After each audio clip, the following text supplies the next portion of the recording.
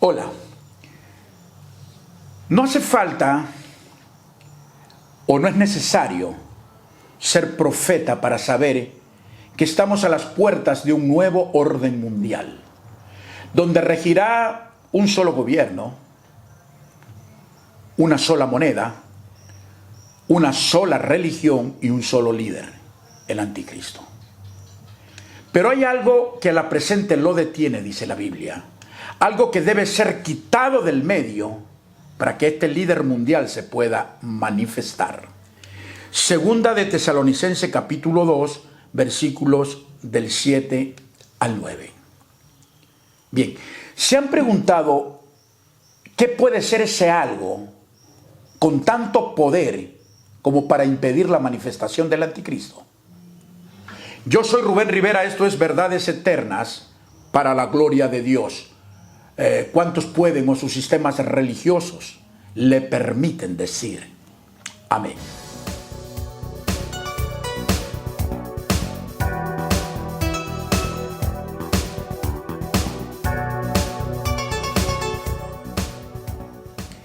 La guerra entre la simiente de la mujer, que es Jesucristo, y la serpiente representando a Satanás, está planteada desde el huerto del Edén.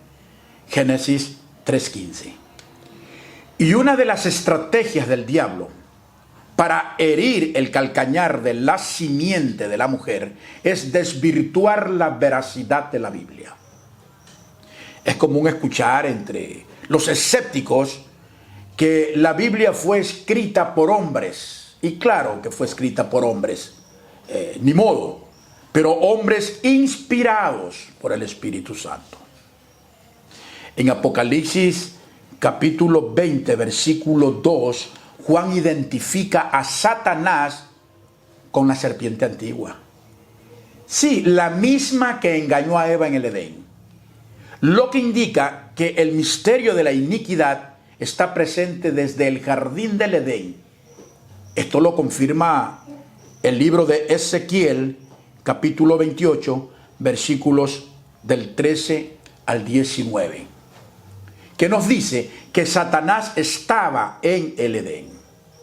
Desde entonces, escuchen esto, no ha parado de su maquiavélico plan para destruir para siempre la imagen de Dios. Génesis 1:26, el hombre. Parece ser que el diablo no pudo asimilar que Dios haya creado al hombre a su imagen y semejanza, mientras que a él lo destrona precisamente por intentar ser semejante a Dios. Esto está en Isaías capítulo 14, versículo 14. En días pasados escuché con mucho asombro a un predicador decir que el diablo no sabía que Jesús era el único Hijo de Dios y que si hubiese sabido no lo hubiese matado. Esto es totalmente falso. Esto no es verdad. En primer lugar, el diablo no es quien le quita la vida a Jesús, sino que Jesús mismo, él mismo, es quien pone su vida y la vuelve a tomar. Esto lo puedes comprobar en Juan capítulo 10, versículo 18. En segundo lugar, a pesar de que el diablo no es omnisciente, ni tampoco es omnipresente, a través de los demonios sí está al tanto de todo lo que se mueve en el mundo espiritual y físico. Especialmente cuando declaramos algo de forma audible, los demonios, entre comillas, gobernadores de las tinieblas, según Efesios capítulo 6, versículo 12, están por doquier. Escuchan y le informan a su jefe. Un ejemplo claro es cuando Pedro confiesa a Jesús como el Cristo, el Hijo del Dios viviente. Lo hizo de forma audible. Y de la misma manera, Jesús le confirma que esa es una revelación que el Padre se la dio desde los cielos. Mateo capítulo 16, versículos 16 y 17. A partir de ese momento, el diablo tiene clara la identidad de Jesús y cuál era su propósito. Lo escucharon los demonios en todo caso. Esto lo vemos reflejado un poco más adelante, luego de que Jesucristo le anuncia a los discípulos su muerte y resurrección. Mateo capítulo 16, versículo 21. Y Pedro le dice: ten compasión de ti, en ninguna manera esto te acontezca. Entonces Jesús, volviéndose, le dijo: quítate delante de mí, Satanás, me eres tropiezo. Mateo 16, 23, léelo. ¿Qué pasó aquí? Satanás, con la información que tenía sobre la identidad y el propósito de Jesús, no dudó en utilizar a Pedro para tratar de impedir que su plan se cumpla. Lo que Pedro le propuso a Jesús no se alineó con lo que el propio Jesús minutos antes le acababa de anunciar. Era necesario ir a Jerusalén, ser muerto y resucitar. Otro ejemplo de que el diablo sí conocía la identidad de Jesús está cuando el endemoniado de Gadareno se arrodilla ante Jesús y, clamando a gran voz, le dijo: ¿qué tienes conmigo, Jesús, Hijo del Dios Altísimo? Te conjuro por Dios que no me atormentes. Está claro que quien se sentía atormentado con la presencia de Jesús era Satanás y no aquel pobre hombre. El contexto habla que este infeliz hombre estaba poseído por una legión de demonios. Demonios que identificaron a Jesús como Hijo del Dios Altísimo. Así que no es posible decir que el diablo no sabía que Jesús era Hijo de Dios.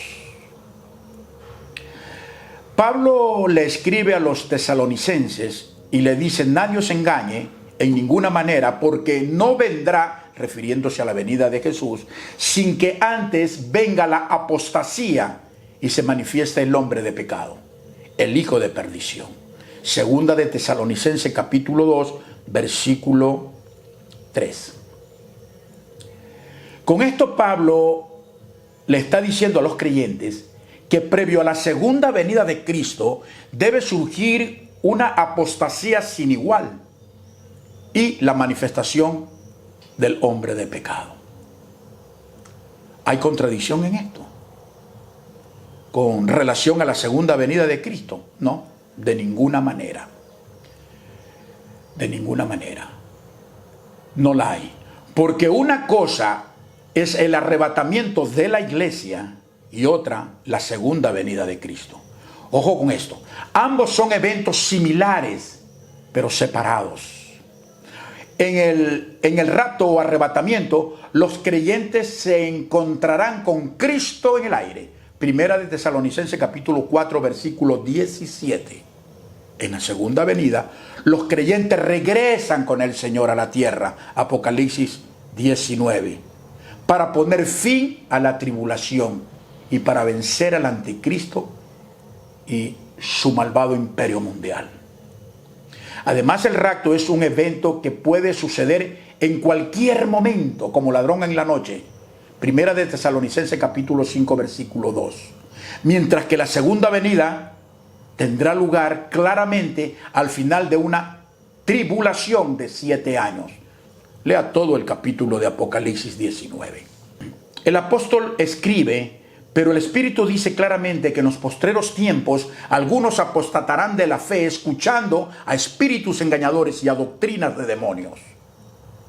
Cada vez vemos con más frecuencia aparecer escándalos religiosos y una nueva élite de falsos apóstoles y profetas con nuevas revelaciones. En 2 de Corintios capítulo 11 versículo 13. Quienes bajo la influencia de espíritus engañadores, primera de Timoteo 4:1, introducen sutilmente doctrinas de demonios, inundando los púlpitos de mensajes falsos. A diario encontramos hombres narcisistas, hombres ávaros, vanagloriosos, soberbios, blasfemos, hombres desobedientes a los padres, ingratos, impíos, sin afecto natural, implacables. La lista es larga. Nos encontramos a diario con hombres calumniadores, intemperantes o libertinos, crueles, hombres aborrecedores de lo bueno, hombres traidores, impetuosos, amadores de los deleites más que de Dios, hombres con apariencia de piedad, pero negarán la eficacia de ella. No en balde el apóstol Pablo nos advierte diciéndonos que a este tipo de personas hay que evitar. Segunda de Timoteo capítulo 3, versículos del 1 al 6. Sin duda, la degradación moral, espiritual y social que hoy experimenta el mundo es causado por la acción del misterio de la iniquidad a través de estos personajes que hemos nombrado. Recientemente, un grupo de jóvenes dedicados a subir contenido para Facebook, en la reflexión final, trataron de justificar su manera de vestir o de actuar. Jóvenes con mucho respeto, con más apariencia de emos que de cristiano, y todo bajo la venia de un pastor. Estamos claros que quien transforma al ser humano no es el hombre, sino el Espíritu Santo, que es quien, en resumen, convence al hombre de pecado. Pero es la palabra de Dios que, al discernir los pensamientos impuros y las malas intenciones del corazón, le hace sentir al hombre la necesidad de arrepentimiento. Esto no lo digo yo, ni obedece a un guión para reflexiones de Facebook. Esto está en la Biblia, en el libro de Hebreos, capítulo 4, versículos 12 y 13. Y es palabra de Dios, léelo.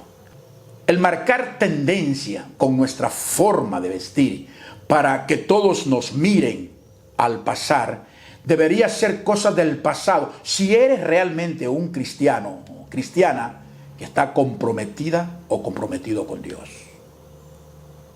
Claro que una mujer cristiana debe vestir elegante, pero conforme a lo establecido en las Escrituras. En Primera de Timoteo capítulo 2, versículos del 9 al 10, léelo. Pero cuando la intención es sorprender o llamar la atención al sexo opuesto, entonces esa mujer no ha pasado por el proceso del nuevo nacimiento. No puede llamarse cristiana. Es parte de la degradación moral que estamos viviendo. Lastimosamente, la Biblia no tiene un listado completo de lo que podemos o no hacer, pero nos da una visión general de lo que es bueno y de lo que es malo. Lo bueno, pues, da buenos frutos, y lo malo, por supuesto, malos frutos. Es decir, por los frutos sabemos qué es bueno y qué es malo. Después de la muerte y resurrección de Jesús y de haber estado con sus discípulos durante 40 días, le da instrucciones para que esperen en Jerusalén la promesa del Padre.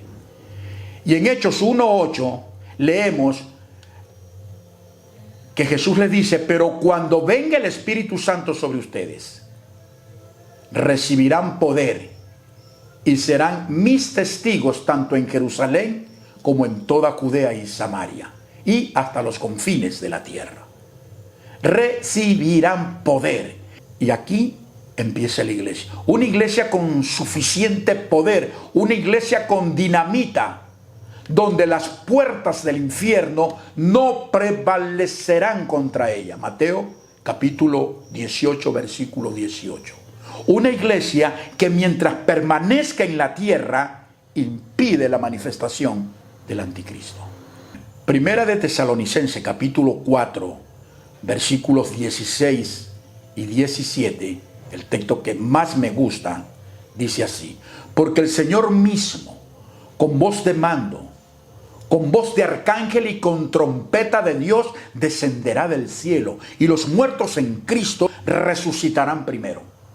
Luego, los que vivimos, los que hayamos quedado, seremos arrebatados juntamente con ellos en las nubes para recibir al Señor en el aire, y así estaremos siempre con Él.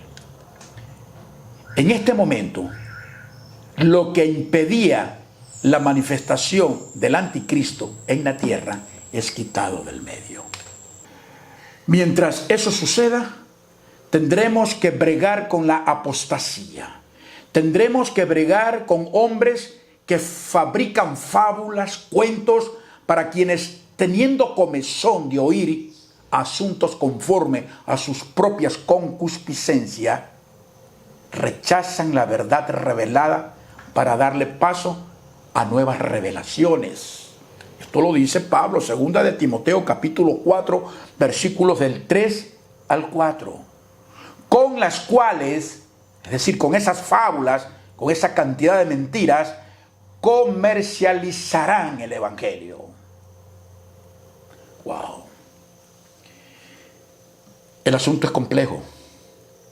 Mientras la Iglesia Católica está siendo azotada por los escándalos sexuales de sus líderes en relación a la pederastia y la homosexualidad originada por un celibato dogmático que, dicho sea de paso, es antibíblico, las iglesias protestantes, nuestras iglesias, se enfrentan a los escándalos por el enriquecimiento ilícito de muchos de sus pastores.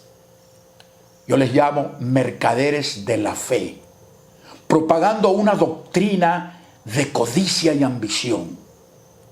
Me estoy refiriendo a la llamada doctrina de la prosperidad. Hay una lista de pastores. Realidades que causan escándalo y escarnio al evangelio, por lo cual el cristianismo sufre un ataque frontal de los grupos escépticos, de los ateos y satánicos, perdiendo credibilidad y testimonio. Esto es todo. Gracias a Dios por permitirme tratar sus verdades. Hasta el próximo video.